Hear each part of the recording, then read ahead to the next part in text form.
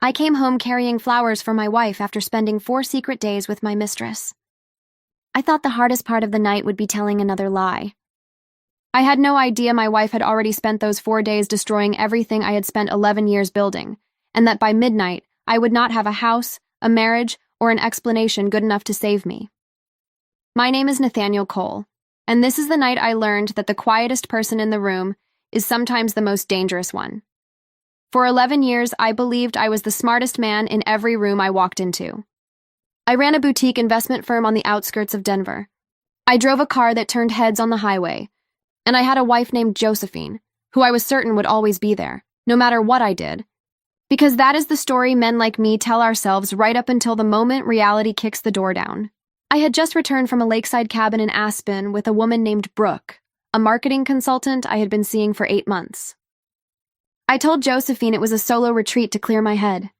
On the drive home, I stopped for white peonies, her favorite, because flowers had always been the fastest way to smooth over a lie. I even believed my own excuse a little by the time I reached the driveway. The house was too quiet, and that quiet had a texture to it, heavy and wrong, the kind of silence that tells you something has already happened before you even see it. Our housekeeper, Rosalind, was folding towels in the hallway with the calm of someone who had already made peace with what she was about to say. She looked at me like a stranger who had wandered into the wrong house. She told me Josephine had left 3 days earlier and taken our daughter Willow with her. I asked if she had gone to her parents. Rosalind shook her head slowly. No, sir, she found her own place. And then she said the sentence that made my stomach drop through the floor. She asked me to give you this when you got back. She held out a plain white envelope. And for a moment I actually smiled, because I assumed it was a goodbye letter. The kind you could talk your way around with enough charm and enough tears. I was wrong. Inside was a single printed page, a timeline laid out like courtroom evidence. The Aspen cabin booking under my card, a jewelry receipt from a shop 2 blocks from that cabin, hotel charges from 3 other trips I thought I had covered well enough. At the bottom, in her handwriting, 1 line. I stopped believing your business trips the day you forgot our anniversary was the same week as one of them. I stood in the doorway holding flowers for a wife who was no longer there to receive them, and somewhere underneath the panic, a small, cold voice in my head asked a question I could not shake. If she already had this much proof, what else did she have that I had not seen yet? I asked Rosalind one more question before she left that night, the one I was almost afraid to ask. I asked her how Josephine had seemed when she packed. Not angry, Rosalind said, choosing her words carefully. Focused. She said your wife did not cry once in front of her, not even when she was folding the baby clothes into boxes. She said Josephine kept a small notebook with her the entire time, writing things down, checking items off a list like she was closing out a project at work rather than ending a marriage. That detail sat wrong with me for hours. Angry women scream. Heartbroken women cry. Women with a plan write things down in notebooks. And I did not yet understand what kind of plan I was dealing with. What I did not know that night was that Josephine had not always been the soft-spoken woman who ran our household and picked Willow up from preschool. Before we married, she spent 6 years as a forensic accountant, the kind hired specifically to trace money that people had worked very hard to hide. She was good enough at it that 2 different firms had tried to poach her in the same year we got engaged. She gave that career up when Willow was born because I told her one income was enough, that our family needed her at home more than it needed her salary, and she agreed so easily that I never once questioned whether she had actually wanted to.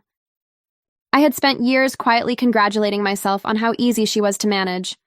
I never once stopped to consider what a woman like that becomes the day she finally decides to stop being managed, or how much of her old self she had simply been storing away, waiting for a reason to use it again. I called her 11 times that first hour and got nothing but silence. I called her sister, no answer. Her college roommate, no answer.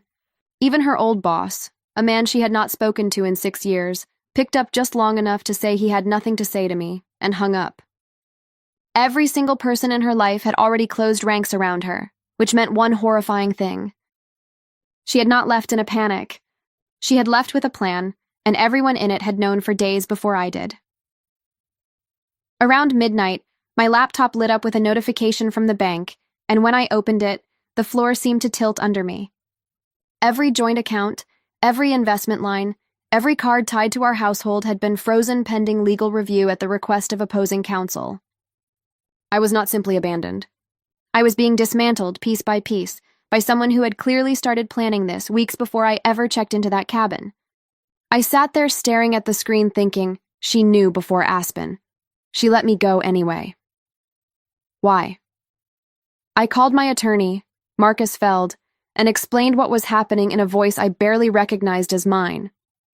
He went quiet for a long moment, the kind of quiet that costs you money before he even speaks.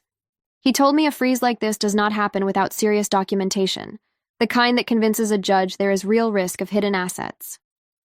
Then he asked me the question I had been dreading. Is there anyone else you have been financially supporting outside your marriage? My silence answered for me. He sighed the way a man sighs when he already knows the case is lost before it starts, and told me Josephine's filing referenced a pattern of diverted funds, built with the precision of someone who used to do this exact kind of work for a living. I told myself it could not get worse than that. It got worse within the hour. My phone buzzed with a text from a number I did not recognize, and the photograph attached made the room tilt sideways all over again. It was Willow in a hospital bed, small tubes taped to her tiny arm, a monitor blinking beside her. The message underneath read, "While you were at the lake, your daughter had a severe asthma attack and I spent 2 nights alone in the ER because you were unreachable."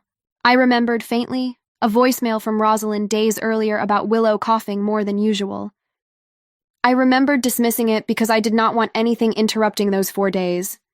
That memory landed on me heavier than the frozen accounts ever could, and for the first time that night I understood that this was not just about a marriage.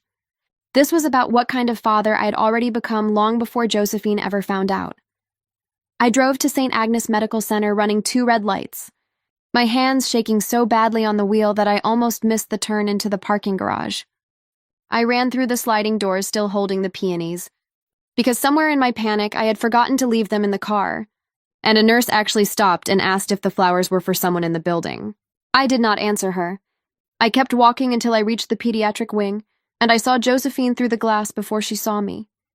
She was speaking calmly with a doctor, a small notebook in her hand, her posture straighter than I had ever noticed in 11 years of marriage, because I had only ever let myself see her as soft. Willow was asleep behind her in a bed that looked far too big for a 5-year-old, a thin tube taped beneath her nose, and the sight of my daughter that small and that still nearly put me on the floor. When Josephine finally turned and our eyes met through the glass, there was no anger on her face at all, only a stillness that frightened me more than screaming ever could have. I raised my hand against the glass without thinking, the way you would try to get the attention of someone drowning. She looked at me the way you look at a stranger standing outside a window, and then she turned back to the doctor, as if I had already stopped existing in the room. I stood there holding dying flowers in a hospital hallway, watching my wife take care of our daughter without me, and understood for the first time that I was not being punished. I was simply being removed. Over the following days, the shape of what she had built kept getting bigger, and every time I thought I understood the damage, another piece landed. She had spent months quietly gathering records with a lawyer, working nights after Willow was asleep, cross-referencing statements the same way she used to for strangers when it was still her job. She had gone to my business partner Desmond. A man I had trusted since college sat across from him with a folder of printed statements, and shown him evidence that some of the money funneled to Brooke had come from client funds I was never authorized to touch. Desmond called me 2 days later, and I actually thought for a moment he was calling to help me. He was not. Facing his own liability if he stayed silent, he chose to protect the firm and the 40 families whose money we managed rather than protect me. He did not call to accuse me. He called in a flat, professional voice to tell me he was cooperating fully with the investigation, and hearing that voice, the same voice that had toasted at my wedding, was somehow worse than if he had screamed at me across a table. Then came Brooke. I drove to her apartment that same week, still half convinced that whatever we had was real enough to survive this. I found her packing, designer bags open across the floor, and when she saw me, she did not soften at all. She told me the lease on that apartment had always been in my name, and that the moment my accounts froze, her own bank had flagged the transfers I had sent her as suspicious activity tied to an active investigation.